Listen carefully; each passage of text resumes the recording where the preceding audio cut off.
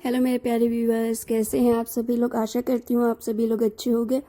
कहानी के लिए मेरे चैनल को सब्सक्राइब कीजिए, कहानी को लाइक को शेयर ज़रूर कीजिएगा और कहानी कैसी लगी प्लीज़ कमेंट बॉक्स में ज़रूर बताइएगा। कहानी को लेकर कोई भी राय सुझाव हो वो भी कमेंट बॉक्स में ज़रूर दीजिएगा। तो शुरू करते हैं हम आज की अपनी कहानी। हेलो बड़ी माँ, कैसी हैं आप? आपने जो गुड़िया और ड्रेस भेजी थी वह बहुत ही सुंदर है। मेरे सारे दोस्तों को बहुत अच्छी लगी। आपकी बहुत याद आती है बड़ी माँ। आप कब आएंगी? अच्छा, अब मैं जाती हूँ। सब लोग बुला रहे हैं केक काटने के लिए। बाय बड़ी माँ। यह एक प्यारा सा मैसेज आया था रीमा जी के फ़ोन पर शिया का। शिया रीमा जी की नातिन है जो उन्हें बड़ी माँ कहकर बुलाती है और आज शिया का जन्मदिन है। रीमा जी एक छोटे से गांव की सरकारी स्कूल में अध्यापिका थी जो कि अब रिटायर हो चुकी हैं।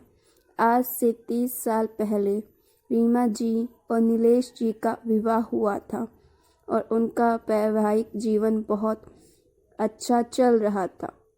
नीलेश जी का कपड़ों का छोटा सा कारोबार था और रीमा जी एक स्कूल में टीचर थी।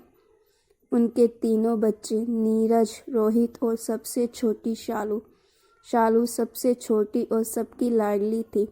लेकिन अचानक एक दिन नीलेश जी की सड़क दुर्घटना में मृत्यु हो गई। अब घर और बच्चों की सारी जिम्मेदारी अकेले रीमा जी पर आ गई, जो कि रीमा जी ने बखूबी निभाया।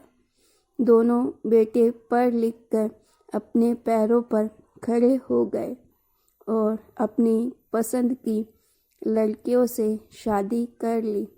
रीमा जी को भी कोई आपत्ति नहीं हुई क्योंकि बच्चों की खुशी में ही अपनी खुशी है, ऐसा मानती थी वे। शालू, जिनकी शादी शैलेश से हुई थी, उसी घर में घर जमाई था, जिसकी आमदनी बहुत कम होने के कारण अलग घर बनाने के लिए सोच भी नहीं सकता था। आए दिन शालू और शैलेश को लेकर रीमा जी के घर में महाभारत होती रहती थी और एक दिन ऐसा कुछ हुआ जिससे सब कुछ बदल गया। शालू, शालू, तुमने किससे पूछकर अपनी बेटी को ये चॉकलेट दिया? और देखो उसने क्या किया, पूरा चॉकलेट राज के कपड़ों पर लगा दिया। ये चॉकलेट मैंने अपनी सहेली के बेटे के बर्थडे पार्टी के लिए मंगवाए थे, तुम्हारी बेटी के लिए नहीं। बड़ी बहू रोशनी गुस्से में चिल्लाए जा रही थी। लेकिन मामी, मैं तो राज को चॉकलेट खिला रही थी, वह तो गलती से गिर गया। शिया ने कहा, तू चुप कर। तुम माँ बेटी को जबान चलाने के सिवा तो कुछ काम ही नहीं। रोशनी ने गुस्से से कहा, भाभी क्यों बिना वजह बच्ची को डांट रही हो? उसने बताया तो कि राज को खिला रही थी, गलती से गिर गया। मुझे नहीं पता था कि आपने यह चॉकलेट कहीं ले जाने के लिए मंगवाए थे। यहीं डाइनिंग टेबल पर चॉकलेट का बक्सा रखा देखा था तो सिया ने देख लिया और उसके लिए जिद करने लगी तो मैंने उसे दे दिया। ये मेरा घर है, मैं जहाँ चाहूँ वहाँ अपनी चीज़ें रख सकती हूँ और तुम मियाँ बीवी कम थे क्या जो इसे भी पैदा कर लिया हमारे सर पर नाचने के लिए। सही कह रही हो दीदी, काम के ना काज के, नो मन अनाज के। छोटी बहू सपना ने आग में घी डालने का काम किया। ये सारा दिन बाहर माजी के साथ बैठकर पड़ोसियों से गप्पे मारती रहती है और शैलेश जी सारा दिन बस इधर उधर घूमते रहते हैं। खाने के समय आ जाते हैं, जानते हैं आराम से बैठे बिठाए खाने को मिल रहा है तो काम करने की क्या ज़रूरत है। और क्या छोटी, जिसे आवारागर्दी करने से फुर्सत नहीं, वह काम क्या करेगा। बस भाभी, बहुत हो गया। आपने मुझे और सिया को कहा, मैंने सुन लिया, लेकिन शैलेश जी के लिए मैं एक शब्द नहीं सुनूंगी। और आप लोग किस घर की बात कर रही हैं? क्या यह घर मेरा नहीं है? क्या मैं इस घर की बेटी नहीं हूँ?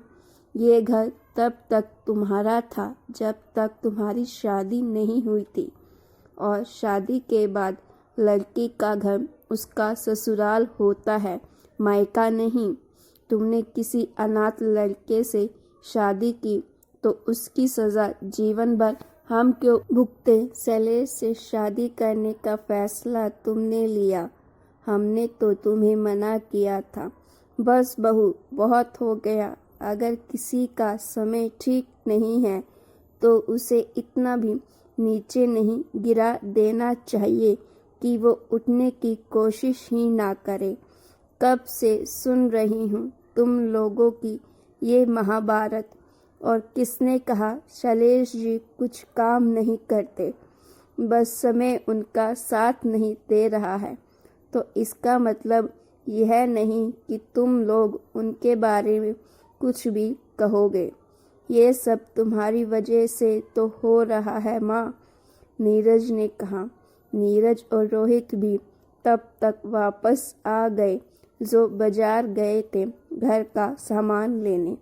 हम भी थक चुके हैं माँ, रोज रोज की इस किचकिच से और उनकी जिम्मेदारियां उठाते उठाते।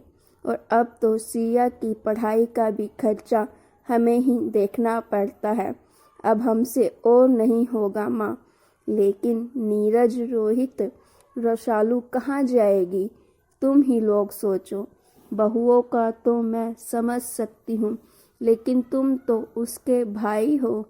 वो जो भी हो माँ, हमारे अपने ही खर्चे इतने हैं, वो ही पूरे नहीं हो पा रहे, तो इन लोगों की जिम्मेदारी कब तक उठाते रहेंगे? भैया सही कह रहे हैं माँ। रोहित ने भी नीरज का साथ देते हुए उसकी हाँ में हाँ मिलाया। अपने और पिताजी ने तो एक घर भी नहीं बनाया माँ। हम आज तक एक किराए के घर में ही रह रहे हैं। रीमा जी इससे परेशान होकर बोली कि अब तुम लोग ही फैसला करो कि क्या करना है। इसका समाधान तो निकालना ही होगा। यह रोज रोज के झगड़ों से मैं परेशान हो गई हूँ। दोनों बेटे और बहुओं ने मिलकर यह फैसला लिया कि शालू को घर से जाना होगा।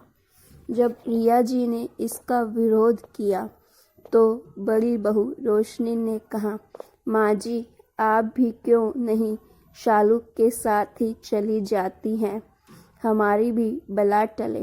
रीमा जी ने फैसला मंजूर कर लिया और बेटी दामाद के साथ दूसरे शहर में नए सिरे से जिंदगी की शुरुआत की।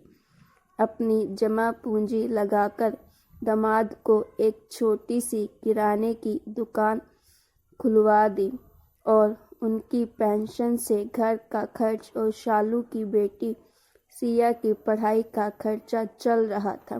धीरे धीरे समय का पहिया घूमा और शैलेश एक किराना स्टोर चलाने वाले से होलसेल व्यापारी बन गया। लेकिन कहते हैं ना कि पैसे के साथ घमंड भी आता है, और वही हुआ। अब रीमा जी की उसी घर में नौकर बराबर भी इज्जत ना रही। दामाद तो दामाद, जब बेटी भी भला बुरा बोलने में पीछे नहीं रहे तो कैसा लगेगा। जिसके लिए अपना सब कुछ छोड़कर आज उसके लिए ही बोझ बन गई। जिसके पैसों से राजा बने आज उसे ही भिखारी समझने लगे।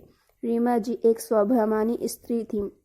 उन्होंने बेटी का घर छोड़ना ही ठीक समझा। बेटे के पास भी वापस जा नहीं सकती थी, इसीलिए फिर से उसी गांव में वापस जाने का फैसला किया जिस गांव में वह पहले पढ़ाती थी। उस गांव के लोग आज भी उनसे उतना ही प्यार करते हैं जितना पहले। उस गांव में एक छोटा सा मकान किराए पर लेकर उसमें रहने लगी और वहां के बच्चों को आज भी मुफ्त में पढ़ाया करती है। उनके जीवन यापन के लिए उनकी पेंशन पर्याप्त थी, बल्कि वह उसे दूसरों की मदद भी करती थी। गांव वाले भी हमेशा उनकी मदद को तैयार रहते थे और उन्हें गुरु माँ कहकर बुलाते थे। तो गाइस, आपको ये स्टोरी कैसी लगी? अच्छी लगी तो प्लीज़ लाइक ज़रूर कीजिएगा, क्योंकि आपका एक लाइक मोटिवेट करने का काम करता है। और ऐसी स्टोरीज़ के लिए मेरे चैनल को सब्सक्राइब करना मत भूलिएगा और साथ में लगे बेल आइकन को भी दबा दीजिएगा।